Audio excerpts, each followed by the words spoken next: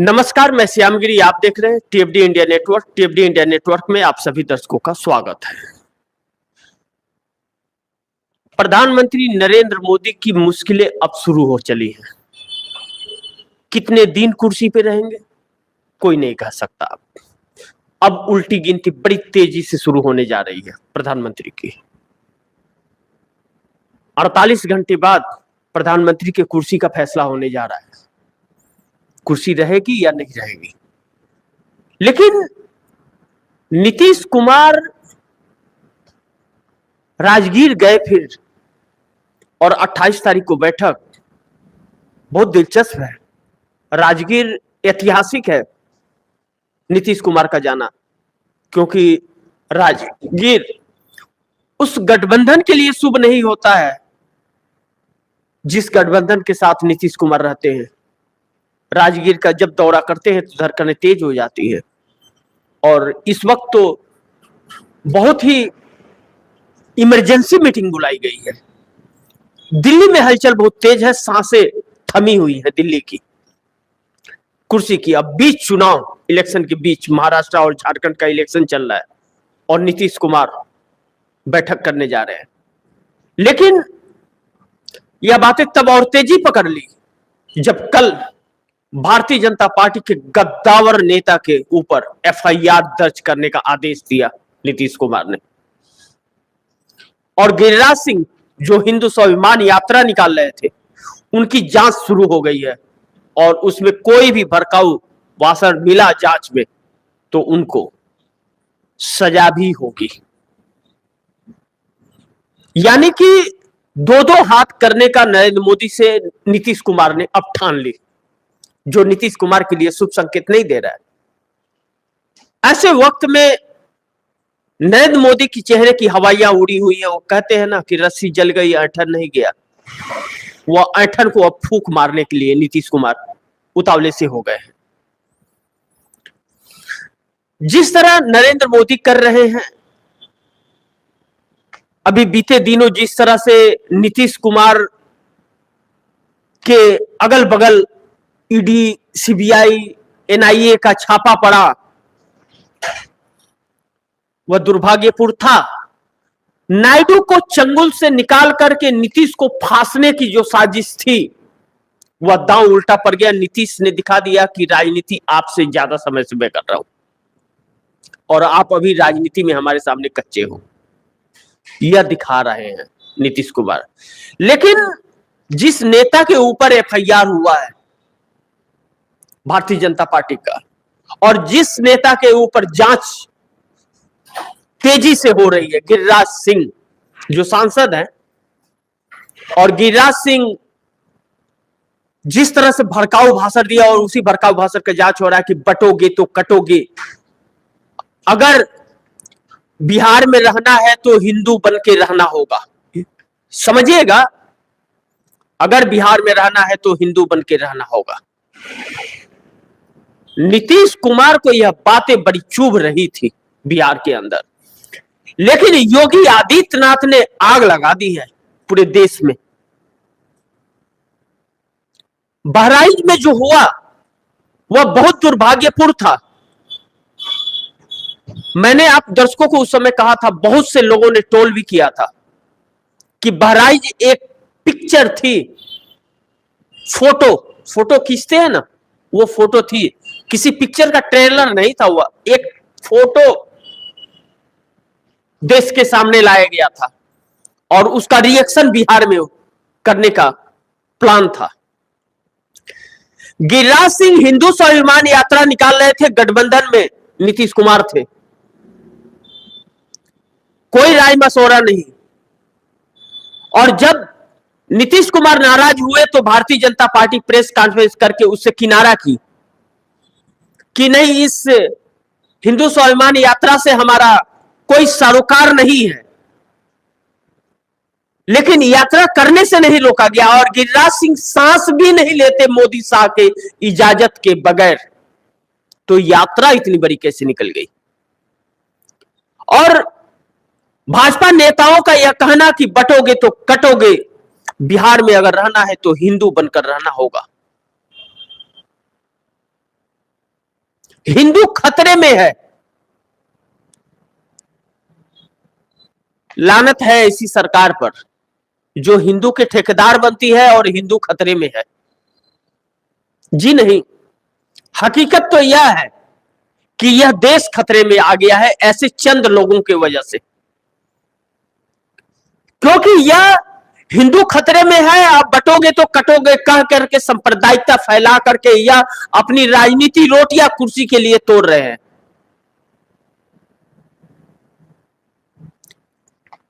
यह देश का दुर्भाग्य है कि ऐसे लोग देश में राजनेता बने हुए हैं। अब मैं कहता हूं ना कि किसी चीज की अति होती है, अति अगर हो जाती है तो वह उसके बाद फिर कुछ ठीक नहीं होता है।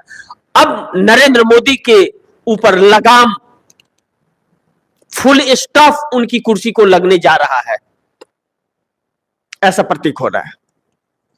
अब नीतीश कुमार ने जो एफआईआर करने का आदेश दिया और प्रशासन बिहार का एकदम बिल्कुल सक्रिय हो गया। भाजपा की सरकार नहीं, नीतीश कुमार की सरकार है और नीतीश कुमार के ही सहयोग से नरेंद्र मोदी सत्ता में है। अब नरेंद्र मोदी की धड़कनें और अमित शाह की बढ़ गई है। अभी तो महाराष्ट्र और झारखंड के बारे में सोच ही रहे थे कि अब कुर्सी जाने की 48 घंटे का समय है उनके पास। 28 तारीख से सुबह से बैठक शुरू होगी और 28 तारीख को ही कुछ बहुत बड़ा निर्णय होने वाला है। अब तो यह भी कहा जा रहा है कि चंद्रबाबू नायडू की भी कुछ न कुछ सहमति है और बात हुई है, ऐसा भी प्रतीक हो रहा है। ऐसे में कर्नाटक के अंदर भारतीय जनता पार्टी के 8 विधायक कांग्रेस में शामिल होने वाले हैं। यह मैं नहीं कह रहा हूं, भारतीय जनता पार्टी के ही विधायक ने ऐसा ऐलान किया है एक लोकल टीवी में। आप दर्शकों को विश्लेषण में उसका नाम भी बताऊंगा मैं। लेकिन बात कर्नाटक के उन 8 विधायकों से कांग्रेस की सरकार को मजबूती मिल जाएगी? जी नहीं, कांग्रेस की सरकार पूर्ण बहुमत की और बहुत मजबूत है, कर्नाटक के अंदर क्लीन स्वीप में है। भारतीय जनता पार्टी का जनाधार साफ हो गया कर्नाटक के अंदर। लेकिन यह 8 विधायक जो जा रहे हैं, याद कीजिए आप दर्शकों को मैंने बताया था जब नरेंद्र मोदी का शपथ होने के बाद कि कर्नाटक के ही नरेश सांसद थे, दलित समाज से आते थे। उन्होंने क्या कहा था? ऑन कैमरा पे पहले व्यक्ति है 10 सालों के बाद जिन्होंने ऑन कैमरे आकर के कहा कि यह भाजपा सही नहीं पार्टी है, यह दलितों का वोट लेना तो जानती है लेकिन दलितों का सम्मान नहीं जानती करना। यह नरेश ने कहा था। और आज यह खबर आ गई कि 8 विधायक अब छोड़ करके जा रहे हैं। अभी तो यह शुरू है, शुरुआत है, अभी तो पिक्चर बहुत बाकी है। बहुत तेजी से भगदड़ मचने वाली है। अभी तो महाराष्ट्र में भी बहुत भगदड़ है। महाराष्ट्र के अंदर भी राहुल गांधी के टच में भारतीय जनता पार्टी के बहुत सारे विधायक हैं, नेता हैं, सांसद हैं। राहुल गांधी ने कहा था कि भाजपा के कई सांसद हमारे संपर्क में हैं, जिस दिन चाहूंगा कुर्सी खींच लूंगा। और बार बार लगातार राहुल गांधी यह कहते नजर आ रहे हैं कि सरकार तो जा रही है, अब यानी कि सरकार गिरने जा रही है।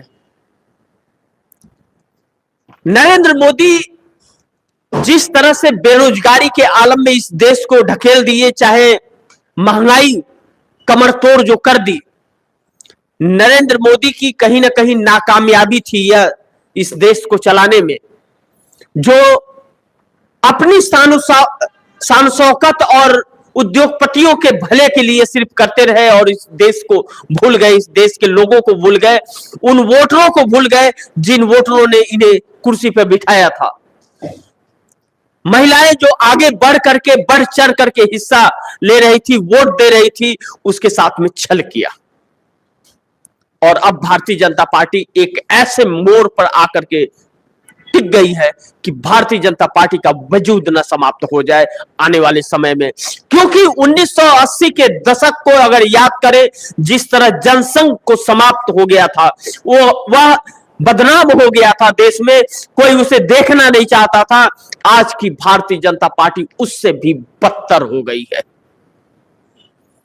तो उस वक्त आरएसएस को जनसंघ समाप्त करके भारतीय जनता पार्टी बनाना पड़ा, पैदा करना पड़ा, और अडानी और अटल बिहारी वाजपेयी के हाथों में सौंपना पड़ा। और अटल बिहारी वाजपेयी और लाल कृष्ण आडवाणी दो लोगों की पार्टी कही जाती थी भारतीय जनता पार्टी, क्योंकि दो ही लोग जीत करके आए थे। वह पार्टी 13 दिन, 13 महीने, 5 साल की सत्ता चलाई अटल बिहारी वाजपेयी के नेतृत्व में, लेकिन यह हालात नहीं थे। एक संस्कार, एक समानता, एक इज्जत, शोहरत, हर चीज था, लेकिन पैसा नहीं था। और पैसे के लिए नरेंद्र मोदी ने इस पार्टी को मारा, छिछलेदर कर दिया।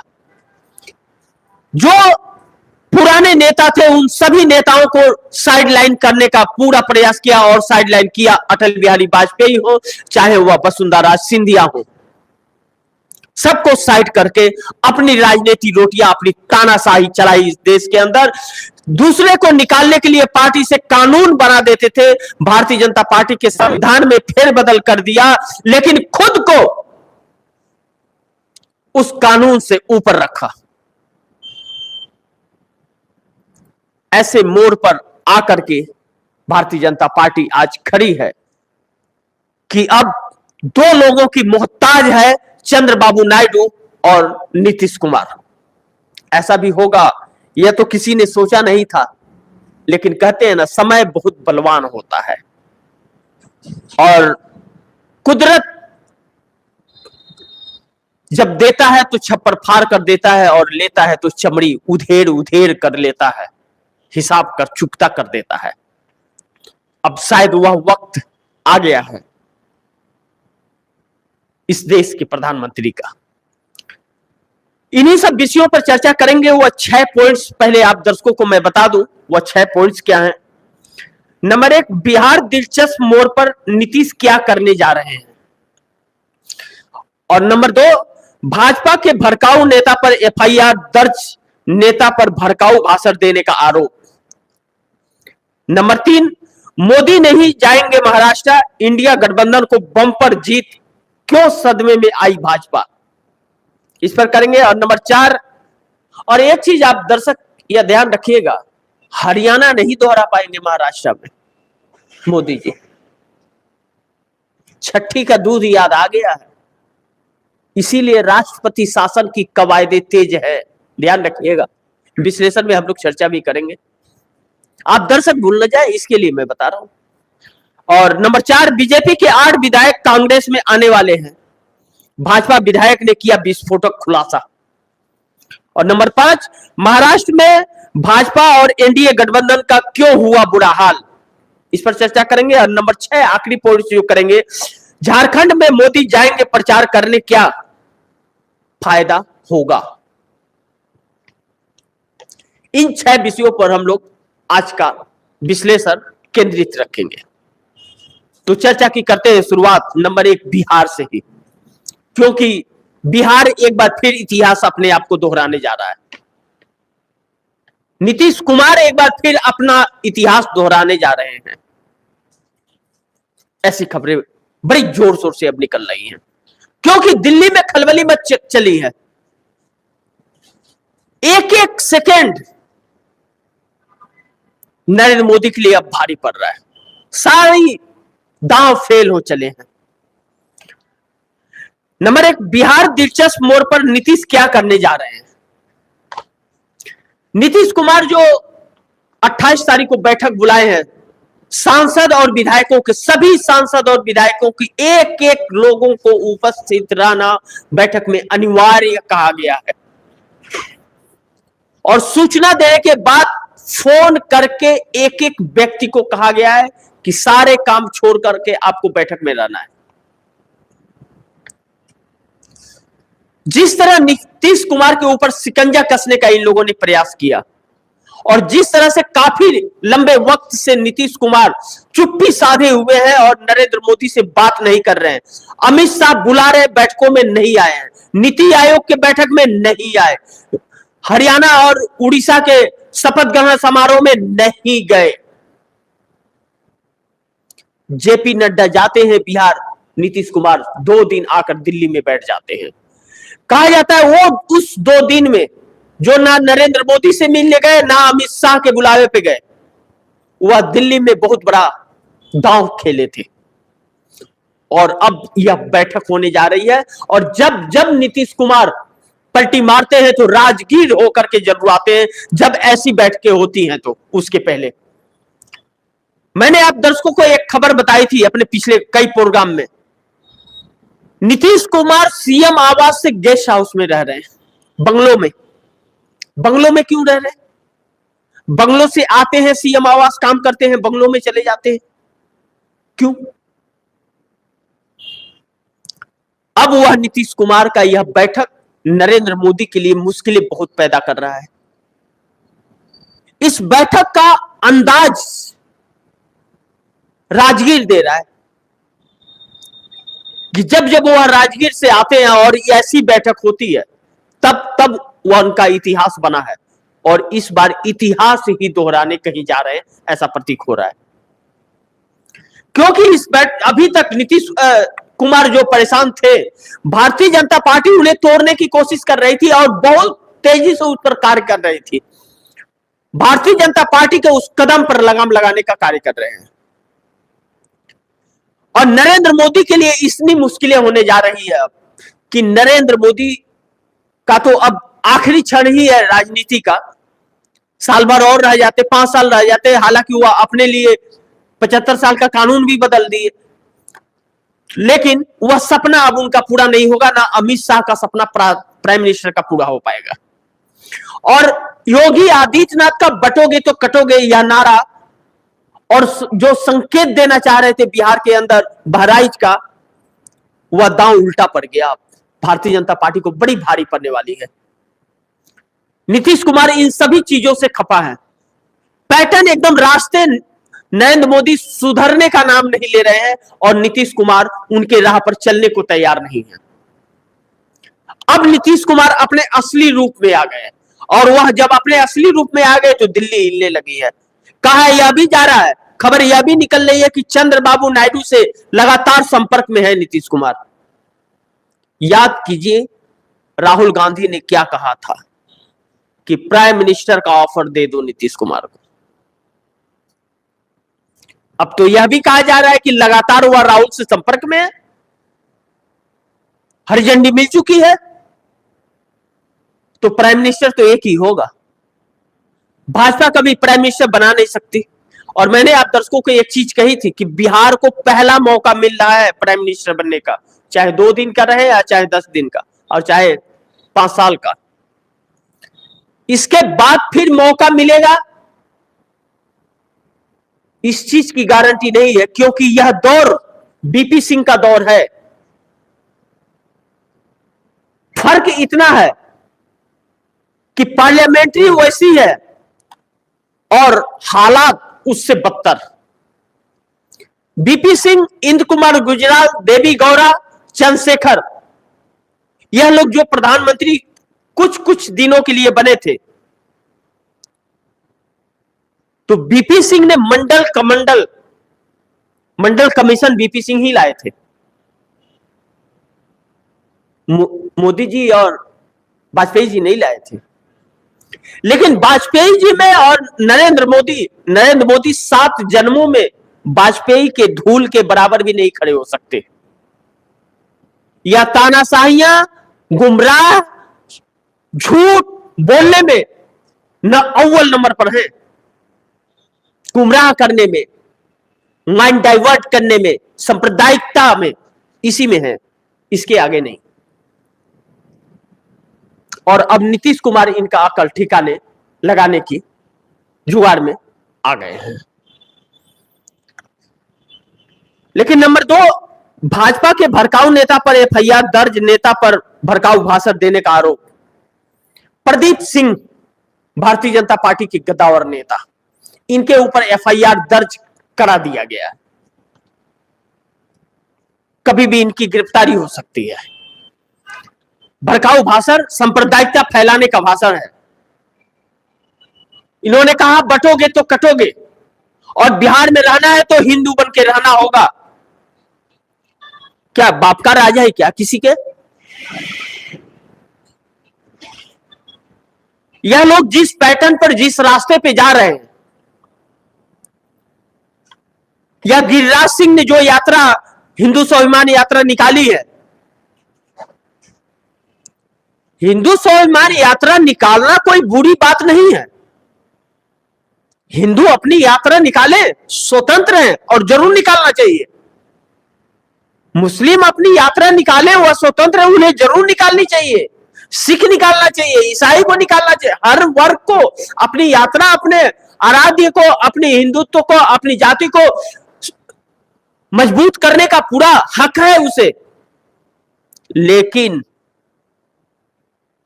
अगर रहना है इस देश में और बिहार में, हिंदू बनके रहना पड़ेगा, ऐसा कोई कहे अगर, तो यह ठीक नहीं है। क्योंकि किसी के बाप की बपौती नहीं है यह देश। यह 140 करोड़ हिंदुस्तानियों का देश है। हिंदू, मुस्लिम, सिख, ईसाइयों का देश है यह, किसी के बाप की जागीर नहीं।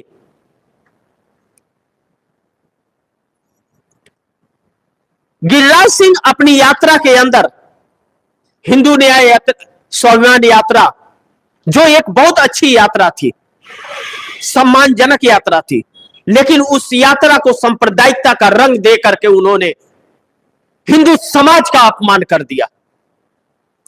1000 सवाल खड़े करा दिए समाज के ऊपर। यह व्यक्ति अपने आप को नेता कहते हैं, वह नेता पोषने के लायक नहीं होते ऐसे व्यक्ति। लेकिन समय है, समय आते जाते रहते हैं। लेकिन अकल आई है नीतीश कुमार को। अब इस बैठक में क्या नतीजे निकलते हैं या आने वाले समय में पता चलेगा। लेकिन गिरिराज सिंह की जांच शुरू हो चली है कि एक भी वर्ड अगर भड़काऊ भाषण उनका मिल गया तो उनकी गिरफ्तारी निश्चित है। अब मोदी जी क्या करेंगे? मोदी जी तो बोले थे कि हमारा संपर्क नहीं है, हमारा संबंध नहीं है ना। तो अब मोदी जी क्या करेंगे? नीतीश कुमार ने उलझा दिया मोदी को बीच चुनाव के अंदर। मोदी जी क्या करते हैं, चुनाव जब रहता है तो विपक्षी दल मजबूत रहते हैं तो वहां ईडी सीबीआई भेजने लगते हैं। बिहार का पुलिस मोदी के हाथ में नहीं, वह नीतीश के हाथ में।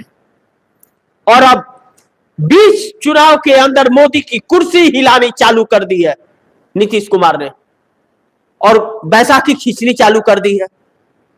उलझ से गए हैं बेचारे। इसीलिए कहते हैं जिसके घर शीशे के होते हैं दूसरों के घरों पर पत्थर नहीं फेंका करते। लेकिन इन्होंने तो सांप के बिल में हाथ डाल दिया। अब गिरिराज सिंह का और प्रदीप सिंह का क्या होगा या आने वाले समय में पता चलेगा। लेकिन नीतीश कुमार बिल्कुल मूड में नहीं है छोड़ने के। कल ही जांच शुरू करा दी गिरिराज सिंह की। राजगीर गए और जांच शुरू करवा दी, एफआईआर दर्ज करवा दिया, एफआईआर दर्ज करने का आदेश दे दिया। तुरंत दर्ज होता है और कार्रवाई तुरंत शुरू हो जाती है जांच। अब फुटेज पूरे खंगाले जा रहे हैं गिरिराज सिंह के भी। और गिरिराज सिंह जहां से निकले और जहां समाप्त किया यात्रा को, जहरी उगलते गए। और एक भी वर्ड, एक एक वर्ड की जांच होगी गिरिराज सिंह की। अब इन लोगों को पता चलेगा कि जांच होता क्या है। और ऐसा होना चाहिए। तो देर आए नीतीश कुमार, लेकिन दुरुस्त आए या कहेंगे। लेकिन वह कहते हैं ना कि इतना भी देर ना कर दे कि प्राण ही निकल जाए। तब पछताए होत है क्या जब चिड़िया चुन गई खेत। 10 सालों में हमारे देश की सरकार भारतीय जनता पार्टी ने इस देश में जो शासन करके इस देश की दुर्दशा की, बेरोजगारी या महंगाई का आलम जो झेला इस देश ने, जिन बच्चों का मनोबल टूटा और 10 सालों में जो बच्चे नौकरी 23 साल और 24 साल की उम्र में पाते हैं, आज 33 और 34 साल के हुआ हो गए, अब उन्हें नौकरी नहीं मिल सकती, उनके भविष्य का क्या होगा।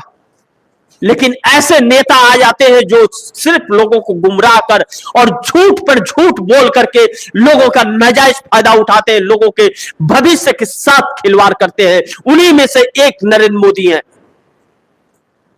जिन्होंने वादा तो किया कि 2 करोड़ युवाओं को हर साल हम रोजगार देंगे, 15 लाख खाते में देंगे, किसानों के अच्छे दिन आएंगे, आय दुगुनी कर देंगे। लेकिन हुआ क्या?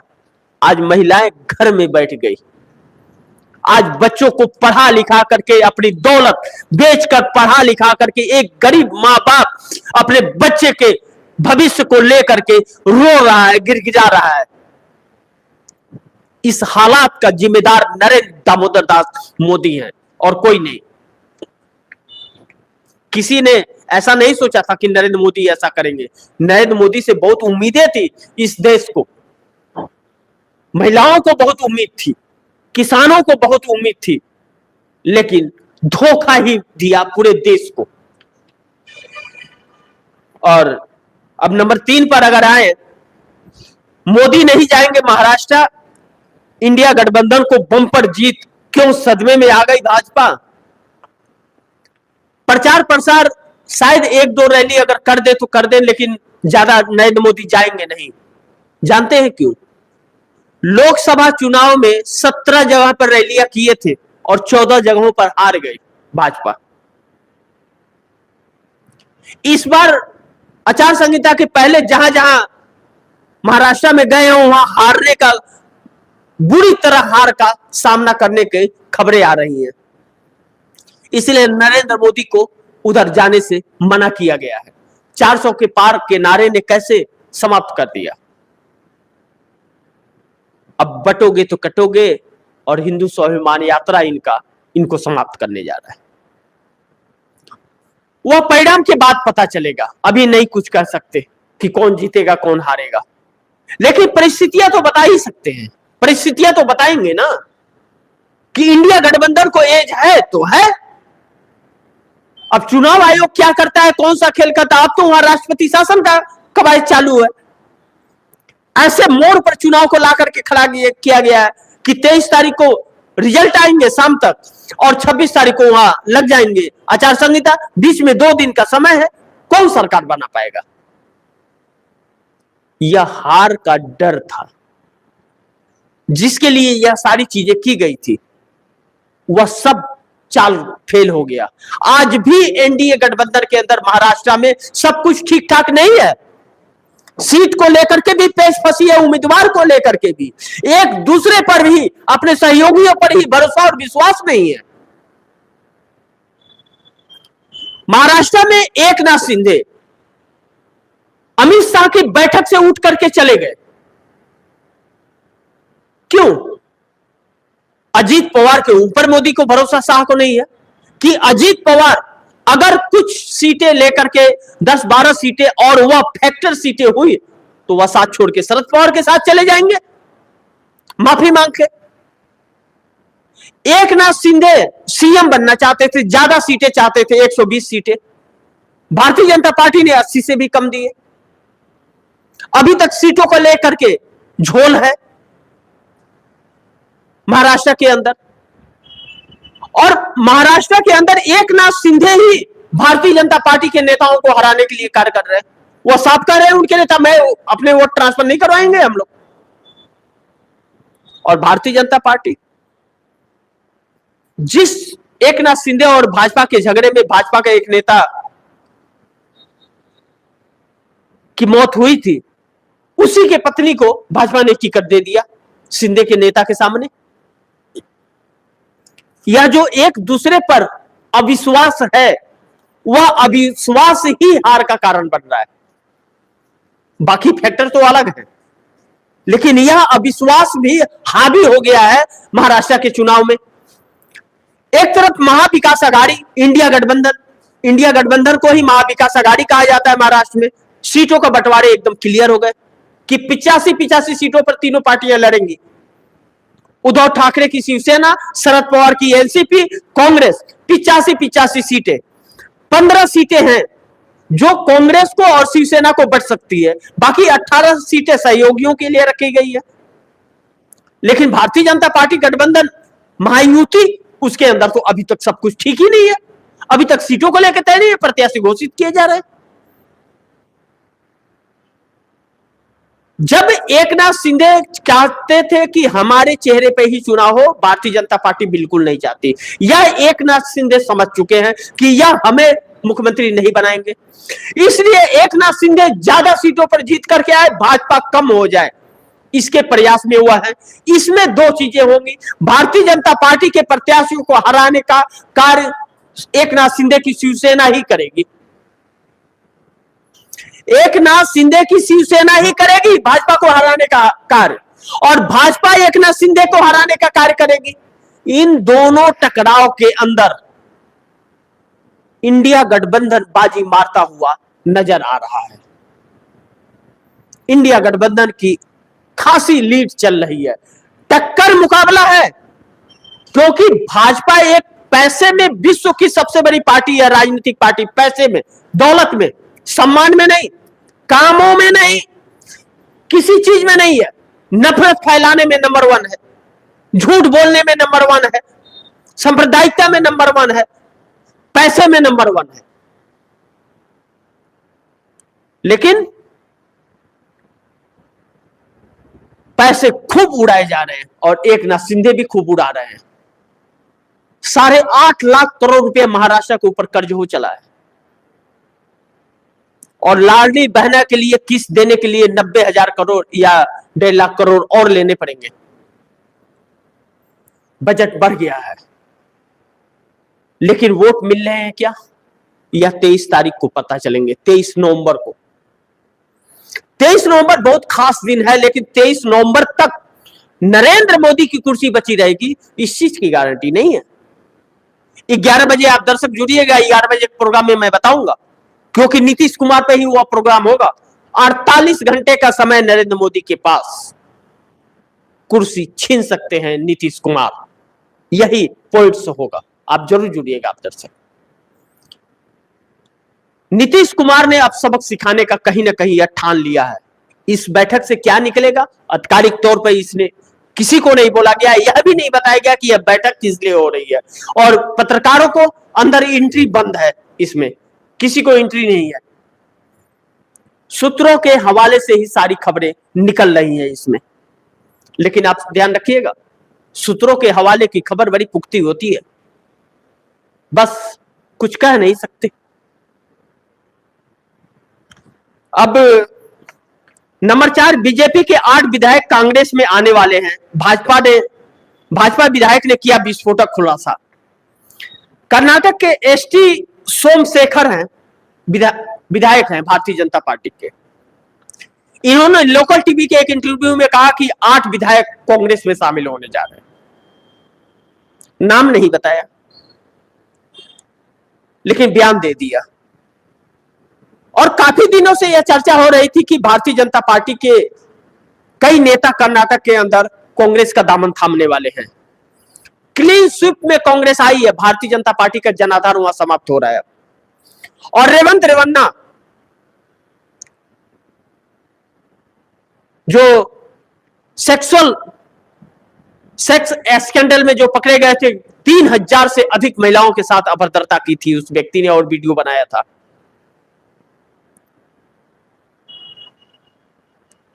जेल में। अब उससे उबर नहीं पाएगी भारतीय जनता पार्टी, वह भारतीय जनता पार्टी के लिए एक धब्बा हो गया अब। और हर जगह भाजपा के ही लोग हैं ऐसे कामों में। मणिपुर में कौन था बताए भाजपा? अगर नहीं था तो कैसे हो गया भाजपा की सरकार में? क्या राष्ट्रपति शासन लगा? थाने के थाने हथियार लूट लिए गए, लेकिन मणिपुर में कुछ हुआ नहीं राष्ट्रपति शासन।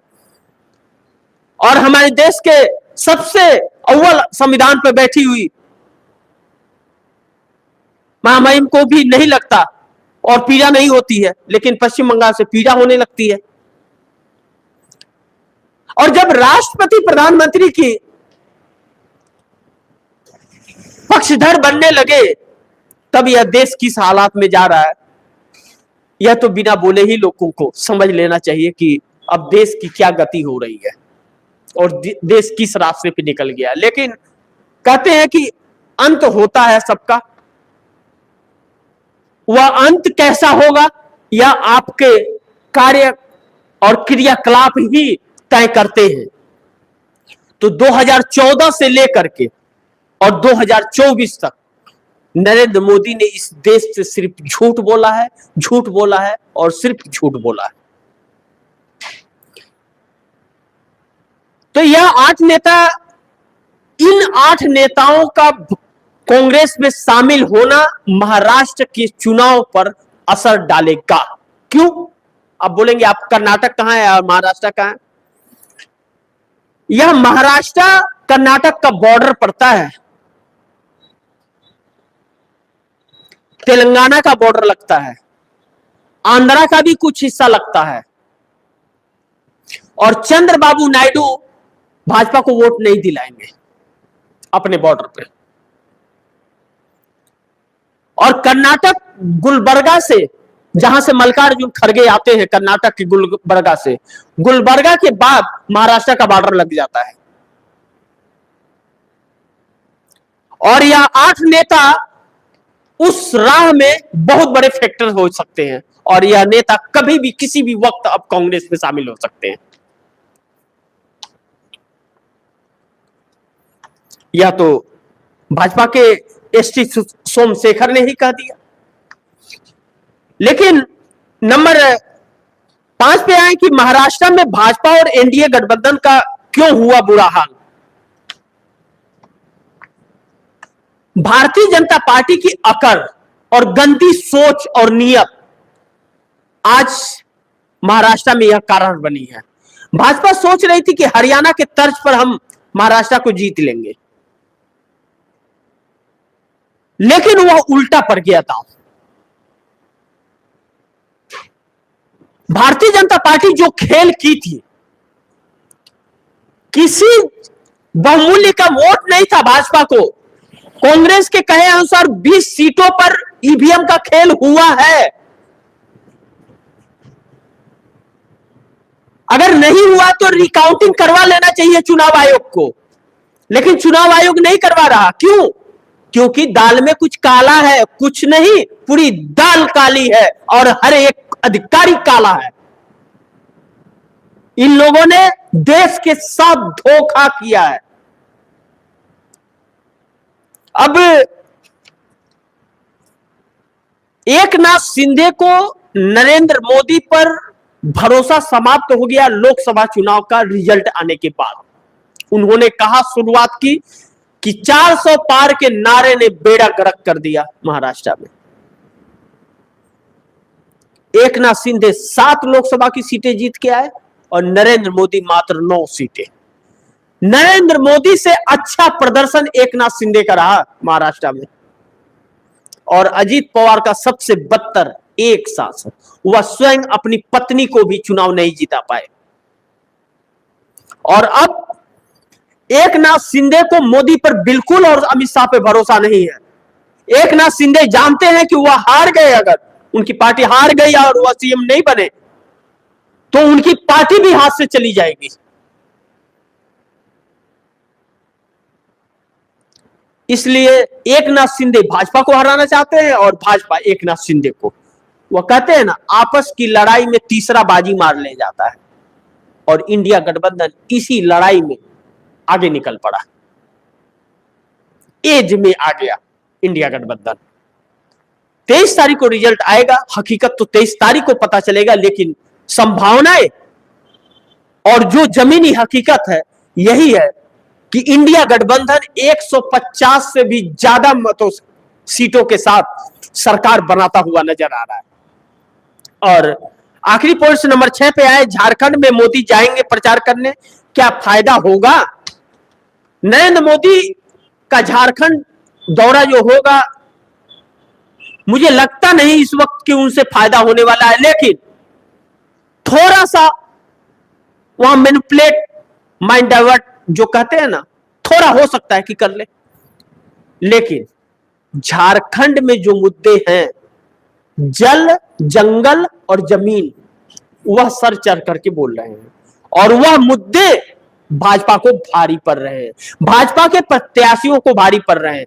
और चंपई सोरेन और सीता सोरेन का भाजपा में शामिल कराना भारतीय जनता पार्टी को उल्टा पड़ रहा है।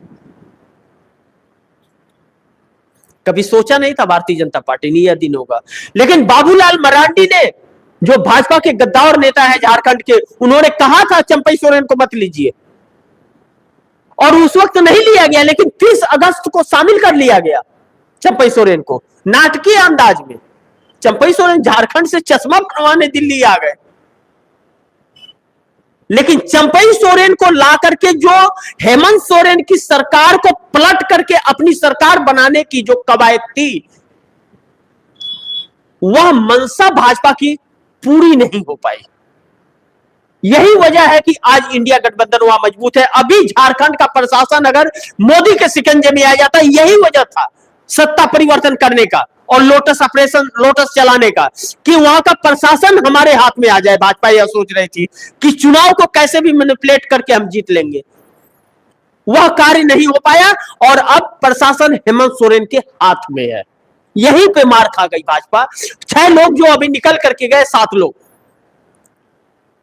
भारतीय जनता पार्टी से गद्दावर आदिवासी समाज के चेहरे, वह इस वजह से कि कल्पना सोरेन ने झारखंड के अंदर पूरे माहौल को बदल दिया। एक नई नवेली नेता ने, जो चंद दिन उंगलियों पे गिना जा सकता है।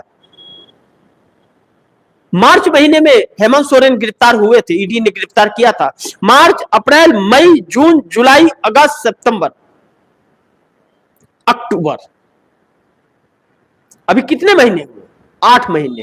8 महीने में 56 इंच के सीने वाले को छठी का दूध याद दिला दिया। उस महिला का नाम कल्पना सोरेन है, और कल्पना सोरेन का तोड़ इन लोगों को नहीं मिल रहा है।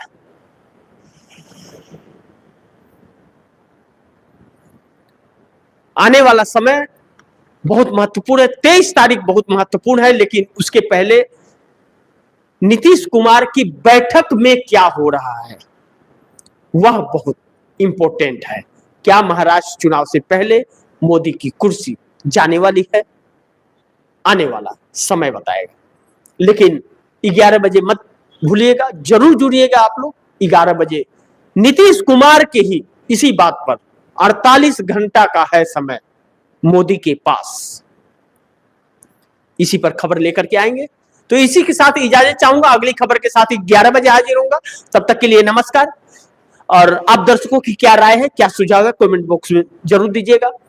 और आपकी कोई सुझाव है हमारे लिए जो मैं अपने प्रोग्राम को और बेहतर बना सकूं, तो आप जरूर हमें सुझाव दीजिएगा, हम उस पर काम करेंगे ईमानदारी से। इसी के साथ इजाजत चाहूंगा, अगली खबर के साथ फिर हाजिर होऊंगा 11 बजे। तब तक के लिए नमस्कार। आपने चैनल को सब्सक्राइब नहीं किया, सब्सक्राइब कर लीजिए, अपने दोस्तों को भी कहिएगा सब्सक्राइब करें। आप देख रहे थे टीएफडी इंडिया नेटवर्क। ऐसी खबरें देखने के लिए बने रहिए टीएफडी इंडिया नेटवर्क के साथ। नमस्कार।